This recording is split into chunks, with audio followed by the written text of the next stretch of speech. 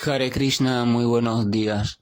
Nama Om Vishnu Padaya Krishna Prestaya Bhutale Rimate Bhaktivedanta Swaminiti Namine Namaste Saraswate Deve Gauravani Bracharine Nirvishesha Sunyavadi Pashatya Deshatarine Jaya Tri Krishna Chaitanya Prabhu Nityananda Tri Advaita Gadavdara Rivasadi Gaura Bhaktavrinda Hare Krishna, Krishna Krishna, Hare Hare, Hare Rama, Rama Rama, Hare Hare.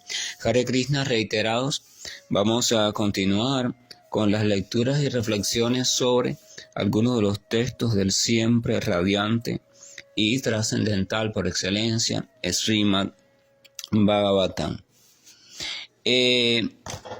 Hoy estamos en el texto número 41 del capítulo 9 del primer canto del Srimad Bhagavatam, donde Bhishma Deva continúa diciendo lo siguiente. En el sacrificio Rayasuya Yanya que Maharaj Yudhishthira realizó, hubo la más grande de las asambleas de todos los hombres que formaban la élite del mundo. Las órdenes de los reyes y de los eruditos, y en esa gran asamblea absolutamente todos los presentes adoraron al Señor Sri Krishna como la muy excelsa personalidad de Dios. Esto ocurrió en mi presencia y yo recordé el incidente con el fin de mantener la mente absorta en el Señor. El sacrificio conocido o estipulado en las antiguas literatura védica como el sacrificio Rayasuya Yanya es uno de los sacrificios más costosos porque llevaba una serie de elementos todos muy costosos, o sea, quiere decir que era un sacrificio que prácticamente solamente grandes reyes podrían realizar. Y era un sacrificio que se hacía no solo como agradecimiento, sino también para un poco asegurar la fortuna y la prosperidad de un reino, o sea, que todo marchase bien en un gran reino en los tiempos venideros, o sea, en el futuro. Casi siempre se instruía a un rey, o sea, los brahmanas, grandes brahmanas, lo instruían para que llevara a cabo ese sacrificio una vez tomaban posesión del trono. Y entonces a la misma vez tenían que buscar a brahmanas muy preparados porque es un sacrificio que lleva muchos detalles ceremoniales, muchos detalles precisos en cuanto a diferentes tipos de canto, oraciones, cosas así. Cosas que en los tiempos modernos ya es imposible.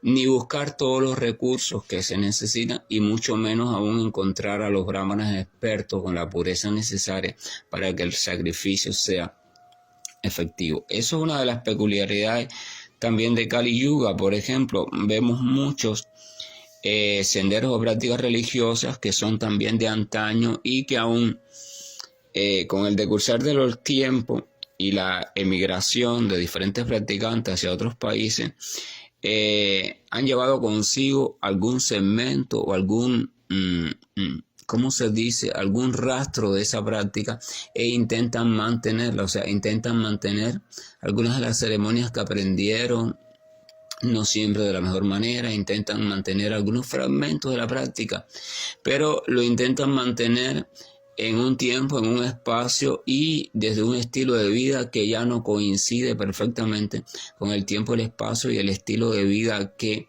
antaño existía cuando esa práctica era ejercida de manera completa y favorable.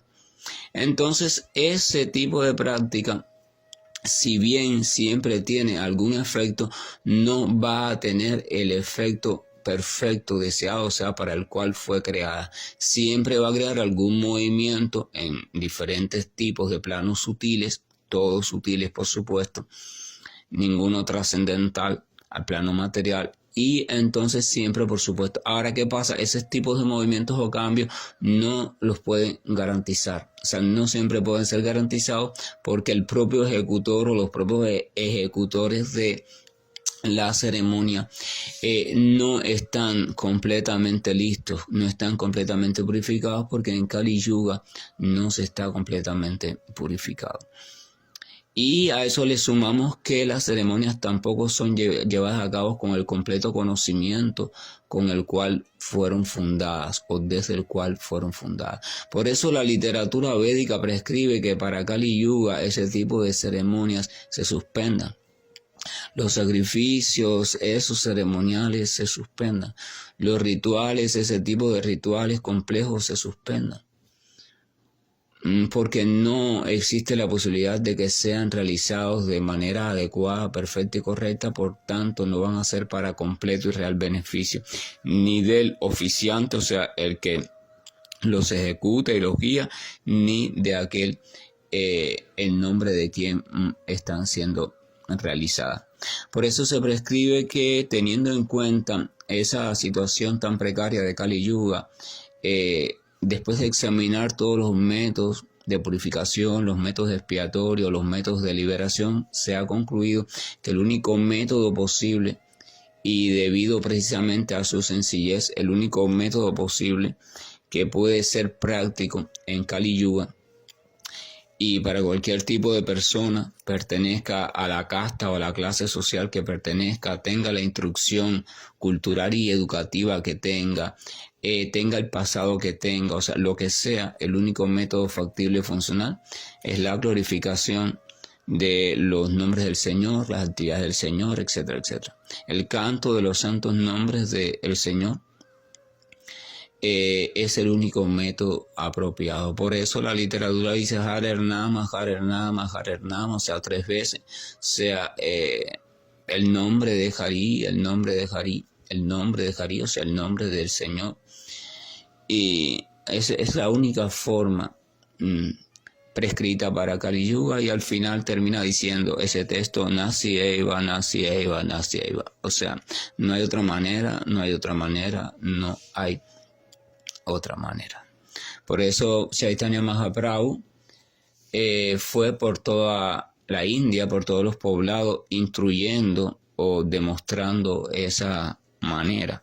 O sea, el Yuga Dharma o el deber prescrito para la purificación y alcanzar la trascendencia de la entidad viviente, que estamos sumergidos en Kali Yuga. Entonces él iba cantando en éxtasis, damos los santos nombres del Señor. Entonces cantar los santos nombres del Señor. Incluso Prabhupada explica, ¿no? Perfecto, si no acepta el nombre de Krishna, porque por ejemplo la tradición que uno encontró para recibir información sobre el Señor, llama al Señor, por ejemplo, Jehová, entonces perfecto, entonces adora, glorifica el nombre de Jehová, pero hazlo, o sea, hazlo, glorifícalo, adóralo, entrégale a Él toda tu vida, todos tus pensamientos, hazlo. Esa es la cuestión. La glorificación del nombre del Señor, ese es el Yuga Dharma, el deber para este yuga, para esta etapa, para esta era, para este fragmento de tiempo, dentro del tiempo cíclico eterno de la manifestación y devastación que se sucede una y otra vez. No es la época de los rituales, no es la época de los grandes servicios en el templo, no es la época de la meditación mística, no hay condiciones para ninguna de esos 3 métodos también autorizados en las escrituras, pero el espacio, las circunstancias no son las apropiadas, ni las entidades vivientes tienen las cualidades apropiadas para esos métodos que requieren esos métodos. Hay veces, por ejemplo, un entrenador de cierto deporte va a las universidades o a las escuelas previas, high school, cosas así. En Cuba se diría enseñanza secundaria y bueno, y preuniversitario, y a observar a los muchachos, a captar muchachos para su deporte. Pero, por ejemplo, va un entrenador de voleibol, balonmano, voleibol, y entonces él observa, pero él no se va a fijar mucho en aquellos muchachos o muchachas que tengan estatura muy baja, porque el propio deporte exige una altura determinada, mientras más alto mejor, igual que en el baloncesto. porque hay más posibilidad entonces de rendimiento en ese deporte. La persona puede ser rápida, inquieta, activa, fuerte, pero si el tamaño no rebasa una medida determinada, entonces no lo captan. ¿Por qué? Porque la condición esencial no está presente.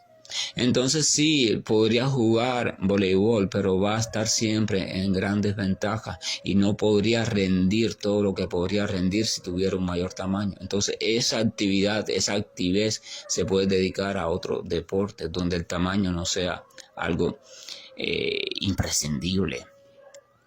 Entonces lo mismo pasa, los métodos prescritos, los veas, todos son válidos, pero todos tienen unas variables que son imprescindibles, que si no están presentes, entonces el método no se puede ejecutar adecuadamente. Lo que se hace es perder el tiempo, gastar energía y provocar efectos no correctos, no adecuados, no provechosos realmente. No es que hay ningún problema con la meditación mística de meditar en el Supremo, en el corazón, no es que hay ningún problema con los sacrificios de antaño, no es que los métodos no funcionan en sí mismos, es que los ingredientes principales para esos métodos no están presentes, sobre todo el ingrediente de las cualidades que tienen que estar presentes en el que ejecuta el método. El que ejecuta el método tiene que tener un cierto estado mental, un cierto estado de conciencia firme, fijo y bien establecido, un cierto estilo de vida que sea natural en él, o sea, tiene que cumplir ciertos requisitos. Pero esos requisitos no están presentes de manera natural en Kali Yuga. La criatura no los tiene de modo natural, ¿entiendes? Entonces, si no los tiene de modo natural, alguien podría decir, sí, pero quizás alguien los tenga, alguien muy raro, muy avanzado. Supón que los tenga alguien. El Señor no va a instaurar un Yuga Dharma, o sea, un método para que toda criatura que así lo desee se pueda salvar si ese método solamente puede ser practicado por una criatura. El Yuga Dharma solo tiene sentido cuando puede ser practicado por todas las criaturas existentes en ese periodo de tiempo. Entonces, ¿de qué sirve que una persona entre, por ejemplo, cada 10 millones, una persona esté lista para absorberse en la meditación mística? ¿De qué sirve? Eso no es misericordia del Señor, porque está siendo extremadamente selectivo. Eso no demuestra el amor del Señor. El amor del Señor solamente se demuestra allí cuando Él entrega un método que para esa época puede ser practicado por todo el mundo. Por ejemplo, se dice que cuando estos cinco, el señor Chaitanya, Nityananda, Gadadhara, Advaita y el señor Srivas iban por la India en Sankirtan cantando los santos nombres, dice que ellos no tenían en cuenta tipo de sexo, tipo de formación, casta, si era más pobre, si era menos pobre, si era carnívoro, si no era carnívoro, no. Ellos simplemente les entregaban la oportunidad de probar el amor por Dios y después juegan que ellos decidieran si seguían ese rumbo. O sea, no había proceso selectivo, era para todos, para todos. Se dice que ellos saquearon el almacén del amor por Dios y empezaron a repartirlo a todos. Mediante el método de la glorificación del nombre del Señor. La glorificación del nombre del Señor. Y, o sea, Shravanam, Smaranam, Kirtana, Vishnu. Shravanam, o sea, escuchar, Smaranam, cantar, repetir, hablar. Disculpen, Smarana es recordar, y Kirtana, cantar, hablar, repetir. Vishnu, nombre de Vishnu, nombre de aquel que sostiene a todo el universo y a las criaturas vivientes. O sea, eso es lo que dice la Escritura. Entonces esa es la cuestión para Kali Yuga. Escucha, recuerda y canta o habla o repite el nombre del adorado Señor. Pero ese nombre tiene que tener basamento autoritaria, tiene que ser un nombre real, con sustancias, que esté aprobado en las Escrituras aprobadas, no el que tú quieras. tiene que ser el nombre del Supremo, no de alguien muy poderoso, no, el nombre del Supremo sobre todos los supremos. Ese, uno de sus nombres, autorizado. Entonces vamos a leer el significado que Srila Prabhupada da acerca de este texto. Dice: después de lograr la victoria en la batalla de Kurukshetra, Maharaja Yudhishthira, el emperador de todos los lugares, realizó la ceremonia de sacrificio conocida como Rayasuya. En esos días, cuando el emperador ascendía al trono, enviaba a todas partes de la tierra un caballo en señal de desafío para declarar su supremacía, y cualquier príncipe o rey gobernante tenía la libertad de aceptar el desafío y expresar su tácita disposición a obedecer o no la supremacía del emperador en cuestión. O sea, el emperador en aquellos tiempos védicos, el nuevo emperador, mandaba hacia las otras tierras o reinos un caballo con un mensajero como señal de desafío. Mira, yo soy el nuevo emperador regente y yo estoy desafiando a dos cosas: o a que simplemente todos ustedes me sigan y trabajemos en armonía, o a que simplemente no quieran seguirme y entonces se enfrenten a mí y decidamos quién es el que tiene que ser el emperador entonces. Entonces sigue diciendo: aquel que aceptaba el desafío tenía que pelear con el emperador y establecer su propia supremacía mediante la obtención de la victoria. O sea, aquel que no estaba de acuerdo con el nuevo emperador simplemente aceptaba el desafío, coordinaban un duelo, todo muy legal, muy recto, con las cuestiones de honor, y aquel que resultara victorioso, bueno, si era el mismo emperador nuevo, se quedaba, y si era el otro reemplazaba al emperador. Continúa diciendo: si el retador era vencido, entonces se dice que tenía que sacrificar la vida, cediéndole la posición a otro rey o gobernante. Así que Maharaja Yudhishthira también envió a todas partes de la tierra esos caballos de desafío, y cada príncipe y cada rey gobernante de todas partes aceptó el liderazgo de Maharaja Yudhishthira como emperador de todos ellos. O sea, se dice que Maharaja Yudhishthira siguió la tradición, envió los mensajeros con los caballos a todos los reinados, y entonces todos aceptaron a Maharaja Yudhishthira. O sea, ninguno lo desafió, porque Maharaja Yudhishthira no solo era un gran guerrero, sino que era también un gran devoto, era justo, era misericordioso, era compasivo, y se sabía que en sus manos todas las tierras iban a prosperar, porque cuando el gobierno está en manos de alguien que no es solo una persona capaz como gobernante, sino que además de eso es una persona completamente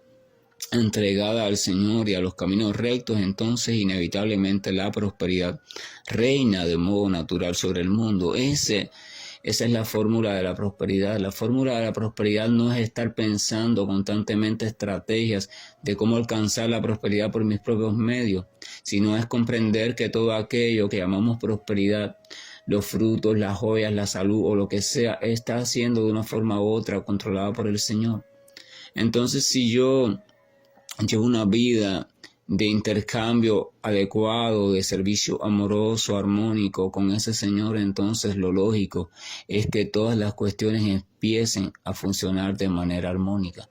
Pero estamos en Kali Yuga, donde todas las criaturas quieren hacer las cosas por la cuenta y según su conveniencia, entonces por eso están violando a la naturaleza material y por eso están ocurriendo tantos desastres. Entonces dice: después de esto, a todos los gobernantes del mundo que se hallaban bajo el régimen de Maharaja Yudhishthira se les invitó a participar en la gran ceremonia de sacrificio Rayasuya.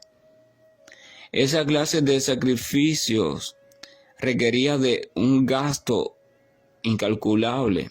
Si lo fuéramos a traer a tiempos modernos, equivaldría a cientos de millones de dólares. Y por tanto se puede entender que eso era algo difícil y casi imposible de ejecutar para un rey insignificante. Semejante ceremonia de sacrificio, siendo muy cara y costosa, además, era difícil de llevar a cabo sería difícil de llevar a cabo bajo las circunstancias actuales. O sea, es imposible realizar ese tipo de ceremonia ahora en esta era de Kali. Pero además de eso, tampoco puede nadie conseguir a los expertos sacerdotes, conocedores perfectos de la ceremonia y purificados por completo, que se necesitan para encargarse de tal ceremonia. De modo que, atendiendo a la invitación, todos los reyes del mundo y los grandes eruditos sabios se reunieron en la capital de Maharaj Yudhishthira, Hastinapur. Se invitó a la sociedad de eruditos, entre los cuales estaban los grandes filósofos, los grandes conocedores de la religión, los médicos, los científicos y todos los grandes sabios. Es decir, los brahmanas, o sea, las personas sabias, conocedores de la ciencia, y los kshatriyas, los guerreros, eran los más elevados dirigentes y guías de la sociedad en aquel entonces. Y a todos ellos se les invitó a participar en la asamblea. Los vaishyas y sudras, o sea, los vaishyas son aquellos que se dedican al comercio, al mercado, a la siembra, a la ganadería, y los shudras son aquellos que ayudan, que ofrecen su servicio a los otros, o sea, a los que se dedican a las áreas de trabajo directo, y ellos funcionan como sus ayudantes. Los vaishyas y los shudras no eran elementos importantes, o sea, desde el punto de vista de la élite social, y por eso aquí no se les menciona. Debido al cambio que ha ocurrido en las actividades sociales de la era moderna, la importancia de los hombres también ha cambiado en función de las posiciones que se ocupan. Así que en esa gran asamblea, el Señor Sri Krishna también estaba presente, y Él era el blanco de todas las miradas. Todo el mundo de los presentes allí, grandes sabios, grandes guerreros, grandes generales, grandes conocedores, grandes maestros, todo el mundo quería poder ver al Señor Krishna, y todo el mundo quería ofrecerle al Señor sus humildes respetos. Bhishma Deva recordó todo eso. O sea, Bhishma Deva allí moribundo estaba recordando también el momento ese de la asamblea donde todo el mundo estaba deseoso de ofrecerle respeto a Krishna y de ver su maravillosa figura. Entonces dice, Bhishma Deva recordó todo eso. Estaba contento de que su venerable Señor, la personalidad de Dios, estuviera presente ante él en su verdadera presencia formal. Por lo tanto, meditar en el Señor Supremo es meditar en las actividades, la forma, los pasatiempos, nombre y la fama del Señor. O sea, eso es la meditación en el Señor Supremo. Meditar en los nombres del Señor, meditar en su forma, meditar en las actividades que realiza o alguna de sus actividades, meditar en sus cualidades, meditar en su fama, en su gloria. Esa es el tipo de meditación prescrita como meditación perfecta y superior en las escrituras védicas. Prabhupada continúa diciendo, ese tipo de meditación es más fácil que lo que se imagina como imaginación, o sea, que lo que se imagina como meditación en el vacío o en el aspecto impersonal del Señor Supremo o en simplemente una luz brillante. En el Bhagavad Gita se afirma claramente que es muy difícil meditar en el aspecto impersonal del Supremo, o sea, el que no tiene forma. Eso lo dice Krishna en el capítulo 12, texto 5 del Gita. Prácticamente se puede decir incluso que eso no es meditación, o es tan solo una lamentable pérdida de tiempo, porque muy rara vez se obtiene el resultado deseado, y eso lo explica Krishna en el Bhagavad Gita, o sea, la autoridad misma lo dice. Sin embargo, los devotos puros meditan en la verdadera forma y en los pasatiempos del Señor, y por eso ellos pueden acercarse al Señor muy fácilmente. Eso también se afirma en el Bhagavad Gita, capítulo 12, verso 9. El Señor no es diferente de sus actividades trascendentales. En este verso se indica también que el Señor Krishna, mientras estaba de hecho presente ante la sociedad humana, especialmente en relación con la batalla de Kurukshetra, fue aceptado como la personalidad más grande de la época. Aunque puede que no le reconocieran como la suprema personalidad de Dios. Es un engaño total la propaganda que dice que a un hombre muy eminente se le adora como Dios después de la muerte, ya que, por ejemplo, en este caso, se puede comprender que después de que un hombre muere, no se puede convertir en Dios, ni tampoco es posible que la personalidad de Dios sea un ser humano, ni siquiera cuando se haya presente personalmente. Ambas ideas son concepciones erróneas. La idea de antropomorfismo no puede aplicarse en el caso del Señor Supremo. La idea de que el Señor Supremo asume una forma material, una forma como un humano común, no es procedente. En el Señor siempre se mantiene 100% espiritual, 100% puro, trascendental y en su posición original como suprema personalidad de Dios. Y así terminan los comentarios de Srila Prabhupada sobre este texto número 41.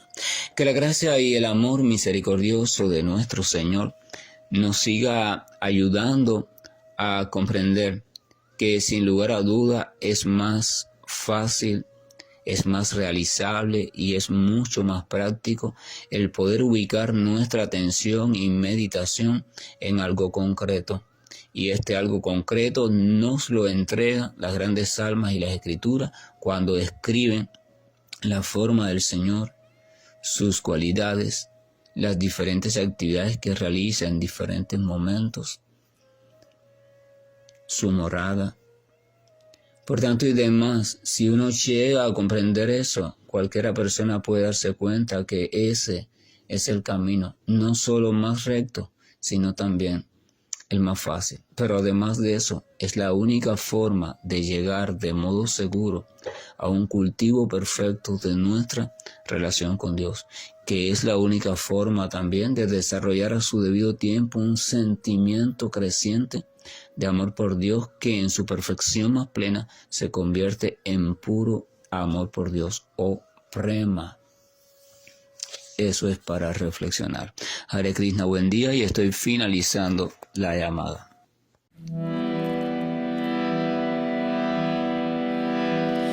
Hare Krishna, Hare Krishna,